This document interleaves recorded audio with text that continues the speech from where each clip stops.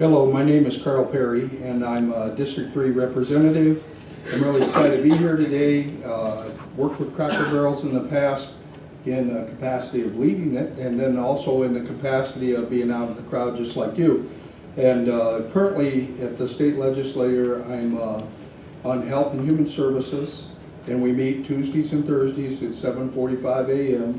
And then Commerce and Energy, and we meet Monday, Wednesday, and Friday at 10 a.m. So those are two of the ones that I'm involved with. Another one is retirement laws, and that's at will of the chairman. And we met this week, and we've had some interesting information. I'm going to share a little bit of stuff with you. House Bill 1035 was on, instead of calling it unemployment, we're changing the crux of it to be in a reemployment. We're not looking at it as a negative, we're looking at it as a positive. That came out of the committee. And then the governor has something that's going to be coming up that I think you guys will be interested in, and that's on housing. It's called, I think, the Dakotaplex. It'll be 2, 3, or 4 unit housing units, kind of like the governor's house. And what it is it's designed for communities that have less than 5,000 people in them, and they're less than 25 miles away from a larger city. So it's going to give an opportunity for the rural areas to get some housing where they need it. I'm going to try to do 25 pounds of information in a 5-pound period here. And so Gail, help me out. We also have a bill that we just passed on campus security through our South Dakota retirement system. And what happens there is we have a lot of campus security people that weren't quite in the retirement system program, and they've done some things to streamline that and make that better. The juvenile justice that Al mentioned, I'm a prime for the House part of that. It's very important to take care of our youth and do a better job there. The SDNA and the state treasurer got together. SDNA is in South Dakota. We have so many different terms, but it's the Newspaper Association. They got together with the state treasurer, and instead of sending out the list of personal property, or instead of sending out all that information, they're going to be doing some of that online. And it's something that the Newspaper Association has agreed with and that the state treasurer has agreed with. So it's kind of like a no-brainer, but it's going to require some work, and it came through Senator Youngberg, and it's going to come over to the House, and I'll be the prime on that. And we went to the governor's prayer breakfast at 6:20 in the morning.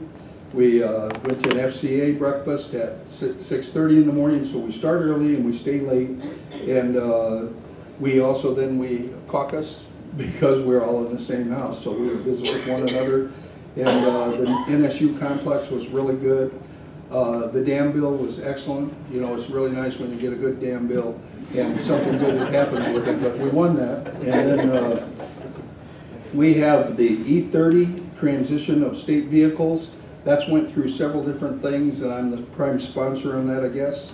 And the cigarettes, we have another thing that we did was we took cigarettes. We have contraband cigarettes sometimes that come in, and it used to be they tried to resell them, and they tried a few different things, and they determined that maybe what we should be doing is just destroying them. So we now have that in the regulations. And video lottery is something that I think will be a discussion for people at some point. I'm not sure exactly how it'll be introduced, but the statistic, I'm going to set this down because it's all going to fall on the floor in a minute.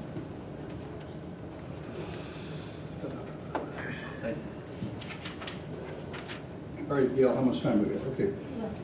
Yeah, less than that. All right, I have a couple free calendars up here, and for somebody who doesn't have any stress in their life, this is a stress duck. From Ducks Unlimited, you can take that with you. And the information pieces that I have for this area, we have the South Dakota retirement system, and I marked 2 pages here.